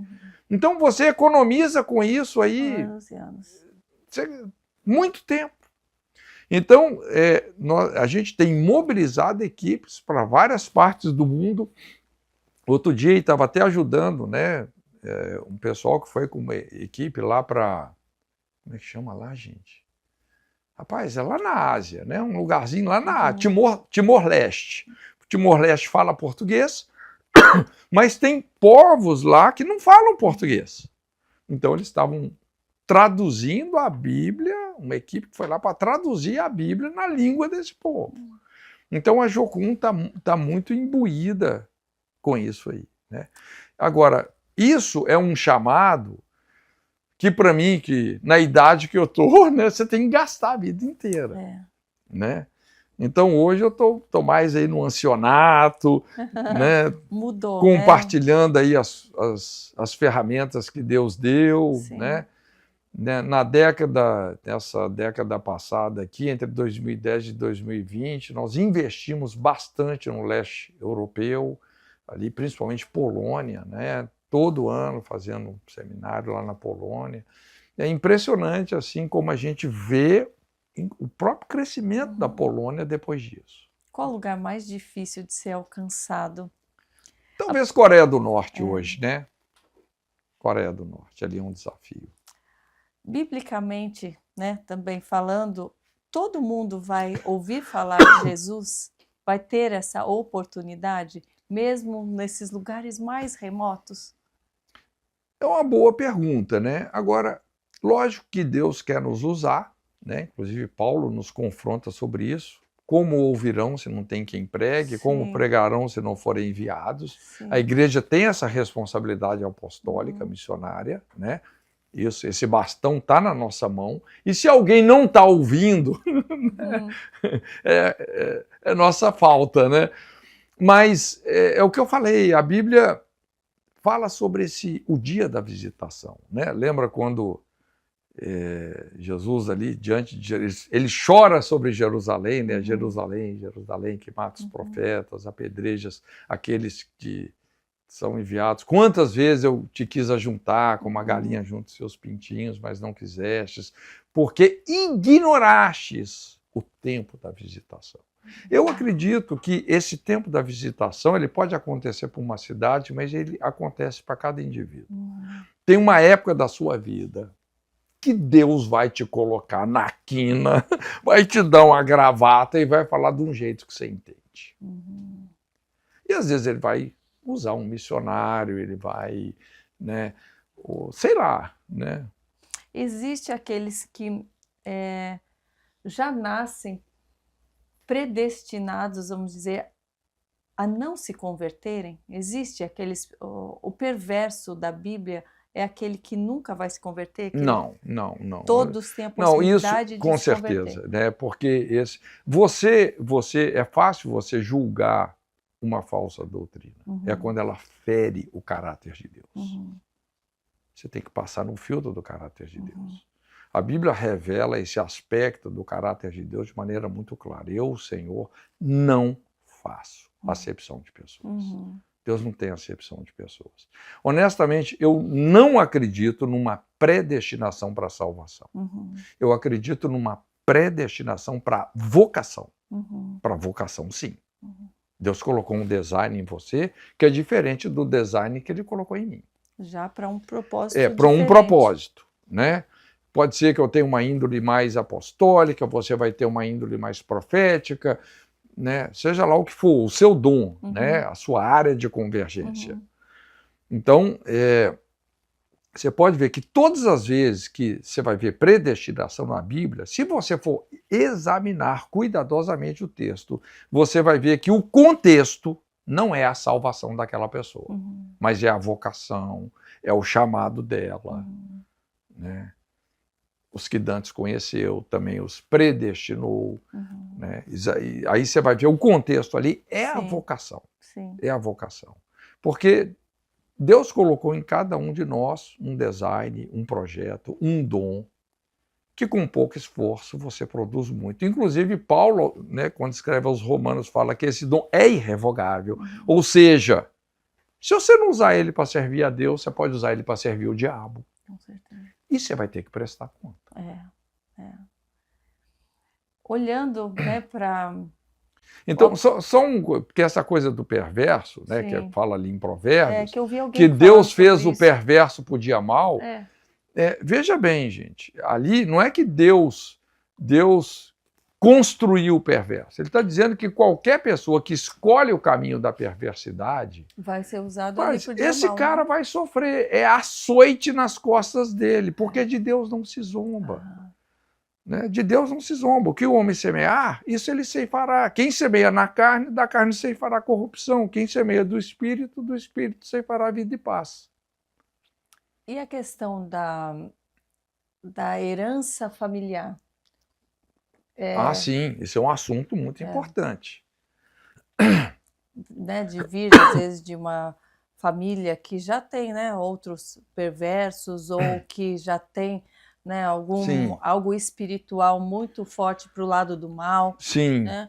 Como quebrar isso? Somente aceitando a Jesus ou existe um trabalho além disso de libertação?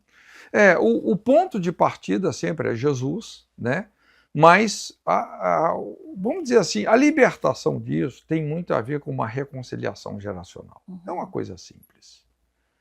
Não é? Vamos dizer, se meu pai foi um homem perverso, não é? E se eu permitir com que essa perversidade dele me fira e de repente eu me tornei uma pessoa amargurada, que ao invés de honrá-lo eu desonrei, quem não perdoa repete. Tá? Agora, é o que a Bíblia fala. Se os pais se converterem os filhos aos pais, então Deus vai restaurar as coisas. É assim que a gente restaura, né? Então, porque aí vem um conceito, a gente precisaria de ter mais tempo para conversar sobre isso, né? Porque realmente é um assunto assim, muito abrangente quando a gente fala sobre as heranças espirituais. Sim. Do mesmo jeito que tem uma herança genética, tem uma herança material, tem uma herança cultural, tem uma herança que é espiritual. A Bíblia deixa claro que a obediência dos pais vai entesourar o favor de Deus sobre os filhos. Deus falou. Isso é tão importante, Karina, que está no Decálogo. Deus falou, olha, eu, o Senhor, farei misericórdia até 1000 gerações em relação àqueles que amam os meus mandamentos e os guardam. Então imagina, se você é uma pessoa que ama Deus, que é sensível para ouvir a sua voz e obedecer, Deus está falando, por causa disso, eu vou mostrar favor para os seus filhos, para os filhos dos seus filhos, até 1000 gerações. Agora ele fala, um pai, né, imaturo, que realmente irrita a Deus com seus pecados, suas imoralidades. Rapaz, esse cara vai deixar uma toxina muito amarga na boca dos filhos. Ele vai deixar um sabor amargo. Imagina um pai imoral, adúltero, não é, que traiu, né, a esposa, cometeu crime, foi para a cadeia. Cara, o que vai ser dos filhos dele? Com certeza. Então, espiritualmente, só para você resumir bem, né, assim como a obediência dos pais entesoura o favor de Deus para os filhos, a desobediência, né, os pecados não redimidos dos pais, autorizam uma perseguição espiritual de natureza correspondente na vida dos filhos. Uma perseguição. Tá? Perseguição, né, é uma influência, não é uma obrigação. Sim. Mas a tendência é a pessoa. Imagina, né, alguém que teve um pai alcoólatra, e ali, bebendo, bebendo, bebendo. Não é só a influência social daquilo, uma influência cultural. Tem um espírito aí, nesse comportamento. E daqui a pouco, a tendência dessa pessoa se sente ofendida, ferida, acaba repetindo. Endossou aquele pecado. E isso pode se transformar num esquema de propagação de iniquidade. Então a Bíblia fala muito sobre esse, inclusive o princípio do Yom Kippur, que é essa, uma vez por ano, confessar as culpas pessoais e as iniquidades dos antepassados. É o dia lá que alguns teólogos falam, eu vi Satanás cair como raio do céu. Você está derrubando Satanás dos céus da sua casa. Você está corporativamente, como família, trazendo um conserto. A misericórdia de Deus. Exatamente. Quero mostrar os livros, pastor. Nossa, okay. Olha, a gente ficar aqui uns 10 anos batendo papo, falando que cada palavra que você fala me remete a uma nova pergunta e haja novelo aqui, ó, para a gente tricotar. Então, aqui, ó, tem alguns livros, né? Esse aqui, que é o Pastoreamento Inteligente, olha lá, né? Que é um livro que a gente usa também nas nossas escolas, né? No intuito de ferramentalizar os pastores, inclusive trabalhar muito na cosmovisão, no sistema de crenças, né? Tem essa ciência que é a epistemologia, né? O estudo das lentes que nós usamos para interpretar a realidade. Dependendo do seu sistema de crença, você vai interpretar a realidade de uma forma ou de outra. Né? Então aqui a gente faz uma reforma teológica de alguns conceitos, inclusive esse conceito da maldição. Né? É que eu vi a libertação. Porque quando a gente fala em maldição, honestamente, 90% das igrejas hoje, o que eles entendem de maldição tem mais a ver com animismo do que com a Bíblia. Então, né, pensa num termo que precisa de uma reforma teológica. Mas é bem interessante esse livro aqui, né, o Pastoreamento Inteligente. Encontra onde os livros? Através da rede social? Do site? Nós temos a editora no Brasil, né, eu sou responsável lá pela editora Jocum, né, editorajocum.com.br, e inclusive temos a editora Jocum também aqui nos Estados Unidos, que é www.só.com, editorajocum.com. Então, ó, não tem desculpa, encontra em qualquer lugar do mundo. Porque às vezes a pessoa, vai ter que vir livro lá do Brasil. Não, a gente já trouxe para cá, Que já chega mais até para rápido. facilitar. Esse livro também, Cura e Edificação do Líder, muito legal, né? É um livro, assim, bem cirúrgico, por um lado, assim, meio traumático, né? Porque ele faz uma desconstrução de todo um modelo errado de liderança. E desconstruir, às vezes, é difícil. Mais difícil. Né? Às vezes, o desafio maior na hora de você fazer um líder não é o que você tem que construir nele, é o que você tem que desconstruir nele. Né? Por que muitos líderes estão caindo na depressão? Pois ou tomando tanto medicamento para permanecer em pé no púlpito? São pessoas que, de certa forma, ou não têm... assim, essa é uma resposta com uma equação complexa, né? Mas tem muita gente que não consegue digerir os seus excessos emocionais, sobrecarga, não é? A pessoa não sabe entregar o que ela quer entregar para Deus. Eu costumo dizer, às vezes tem alguns pastores que eles precisam de devolver a igreja para Jesus, porque os caras tomaram e tá carregando a igreja nas costas. O fardo está pesado e daqui a pouco, demais. Não, e daqui a pouco, rapaz, o cara ele está preocupando, ele está fritando os miolos com coisa que ele só tem que entregar para Deus. E muitos outros, infelizmente, é vida dupla, pecado, né? O cara às vezes tem uma vida dupla. O cara sai do motel e vai para o púlpito. Então esse cara, assim, o diabo vai arrebentar ele. E pensa num diabo de Deus, que vai parar esse cara. Um diabo que está a fim de envergonhar a Deus. Mas mesmo, esse livro aqui é exatamente, porque a gente trata muito com algo delicado, que são os abusos espirituais. Não se fala muito sobre isso, mas a coisa mais fácil que tem é você, num cargo de liderança, você usar o nome de Deus para manipular pessoas. Para impor sua vontade, para controlar gente. Então, é um livro muito cirúrgico, esse livro aqui, né? É um diagnóstico da nossa personalidade através da maneira como a gente interage com o conceito de lei e autoridade. Né? Esse aqui, a lei e a moral, o divórcio, que nós falamos, tem alguns temas aqui muito importantes. Esse, por exemplo, como você aconselha um caso de divórcio? Como é que você ajuda essas pessoas? Porque Deus ama essas pessoas. Deus não desistiu delas porque elas divorciaram. Entende? Lógico, cada caso é um caso. Tem casos de divórcio que você tem uma limitação maior de ajudar, mas tem muitos casos de pessoas que passaram pelo divórcio que, olha, depois lá é impressionante quando, assim, caminho maravilhoso que Deus vai ter para essas pessoas. Tem uma outra aula aqui dentro sobre como lidar com a ferida de adultério. Como é que você... E hoje isso, vamos dizer assim, é um negócio epidêmico, Karina, quem está no aconselhamento. Como é que você ajuda uma pessoa, um casamento, uma família que passou por uma ferida de adultério? Né?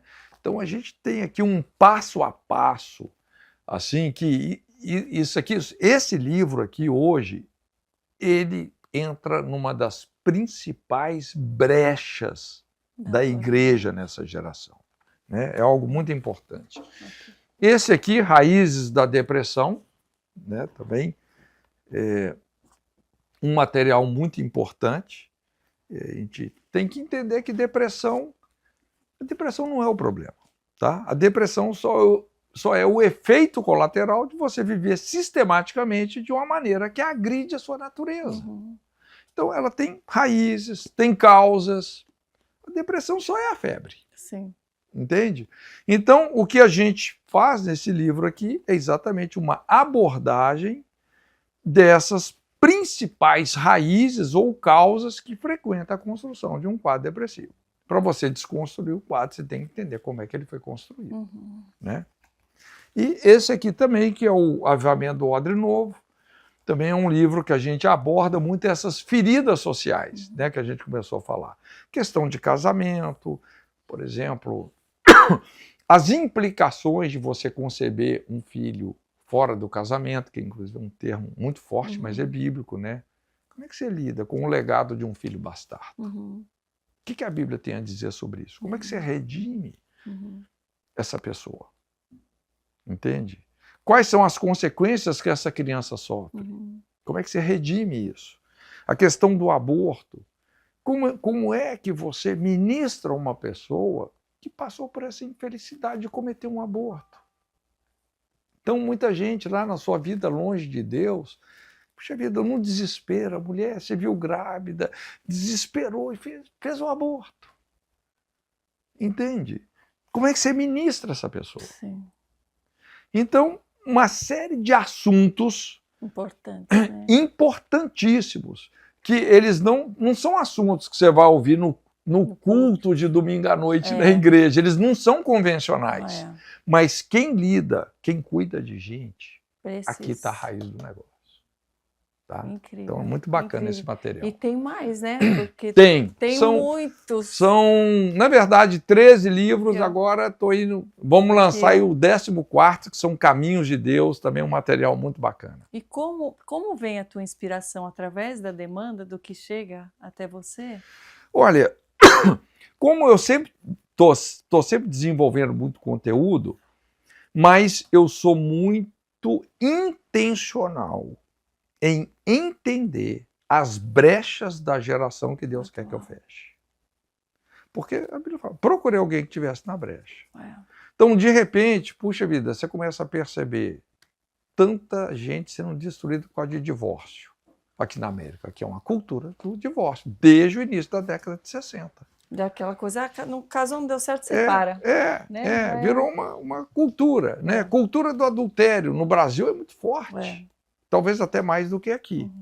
Né? Cultura da fornicação. Então, a gente vai vendo determinadas lacunas, como depressão, abuso espiritual.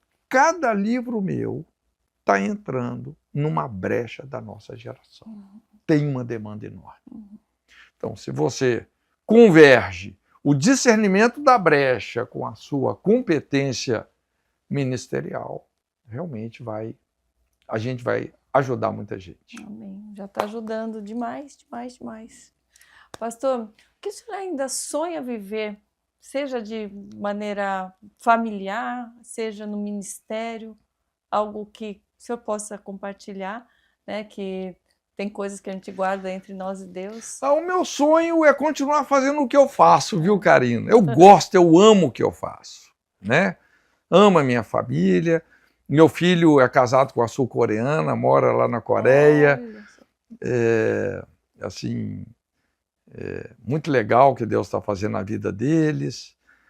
E a gente está lá com a nossa base lá em Jocum. Hoje, na verdade, eu já transicionamos a liderança da base.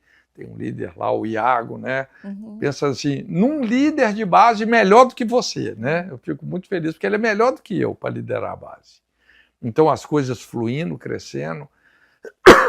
E, na medida do possível, a gente vai compartilhando, né, esses temas, esses aprendizados aí com a nossa geração. Amém. Amém. Eu quero agradecer demais, demais tudo que eu aprendi já aqui, já estou ansiosa para ler os livros, dizer que foi uma grande alegria o senhor ter compartilhado tanto ensinamento, tanta sabedoria, e dá vontade de ouvir mais, dá vontade de aprender mais, dá sede pela palavra, pelo conhecimento. Não, graças a Deus. Realmente é o sal da terra e a luz, né, que o Senhor nos chama para sermos. Então, muito, muito obrigada. Prazer é todo meu. Que a tua voz seja, olha, alcance ainda muito mais pessoas, que pessoas venham adquirir ainda mais conhecimento, essa sabedoria, e que o Senhor venha derramar ainda mais bênção, mais unção, mais do poder dele, que é para transformar vidas. Recebo. Através da tua vida. Recebo, com muita em nome de gratidão. Jesus. Me sinto muito honrada de estar aqui hoje Obrigado, com você. prazer é meu. Obrigada. Então, muito obrigada também a vocês, meus queridos, que estiveram com a gente até aqui. Eu tenho certeza que vocês saíram sedentos para conhecer mais a palavra de Deus, para vivenciar tudo aquilo que as Escrituras, que o Espírito Santo ministra em nosso coração, e que você saiba que, por mais que a gente já tenha algum conhecimento, existe algo mais profundo, ainda mais, onde a gente pode chegar, né? Raízes mais profundas, frutos mais abundantes, e depende da nossa decisão diária, depende da nossa permanência, da nossa constância, da gente colocar Deus em primeiro lugar, lembrarmos que tudo que vem depois é secundário de fato, né? Nós estamos aqui de passagem, nós estamos aqui. Esses dias o meu filho falou para mim: mãe, às vezes parece que a gente está assim na rua, parece que a gente não é desse mundo. E eu achei tão lindo ele falar isso, e realmente quem vive, né, com olhar espiritual, quem vive para as coisas espirituais, que tem essa sensibilidade no espírito, a gente compreende que estamos aqui vivendo, trabalhando, fazendo a nossa parte, mas isso é tão pequeno diante da grandiosidade do que Deus tem para nós lá no céu, do que Ele é de fato. Então, a gente poder experimentar um pouco dessa paz, um pouco dessa plenitude que só Ele dá, já é uma dádiva que nós devemos agradecer e buscar constantemente, mas é algo muito maior que Ele tem para as nossas vidas. Então, não se desespere nesse dia de hoje, não leve tudo assim a ferro e fogo, não deixe as preocupações tomarem conta da sua mente, das tuas emoções. Lembre-se que quando você clamar pelo Senhor, quando você declarar a palavra de Deus, quanto mais você conhecer a palavra e vivenciar, existe um lugar, esse lugar onde você vai estar protegido por Amém. Ele, você vai estar sendo lapidado por Ele, mas um lugar onde você vai estar sendo cuidado pelo próprio Pai, pelo próprio Criador. Existe uma maneira de termos paz no mundo de tanta rebelião, existe uma maneira de termos leveza no mundo onde pessoas carregam tantos fardos. Eu vivo nesse lugar e constantemente eu tenho alimentado e corrido atrás dessa paz, porque depende da nossa decisão. Que você se lembre hoje de buscar ao Senhor em primeiro lugar, abrir o seu coração a Ele de verdade e ser ministrado pelo Espírito Santo de Deus. Não tem fórmula mágica, fórmula com tópicos que você pode seguir humanos para você alcançar a plenitude aqui e o contentamento, senão a própria vontade de Deus. Que você seja guiado por ela todos os dias e alinhado, porque às vezes a gente sai da linha, mas o Senhor está sempre ali mostrando o caminho certo para aqueles que querem seguir. Que você seja um seguidor de Jesus, não só um crente de título, mas que você realmente o siga, deixe ele te levar de mãos dadas, lado a lado, e você terá mais paz, mais alegria, mais força para qualquer batalha e mais contentamento na sua vida. Que assim seja hoje e sempre. Muita gratidão por vocês estarem conosco até aqui, que você possa compartilhar esse conteúdo para muitas pessoas, levando a palavra de Deus, levando palavras de salvação, que você possa também ser sal e luz nessa terra, onde a vida jamais perde o sabor. Amém? Em nome de Jesus, receba dessa palavra com todo o coração e seja mais forte na fé. Em nome de Jesus. Até o próximo Mais Forte Podcast. Fiquem com Deus.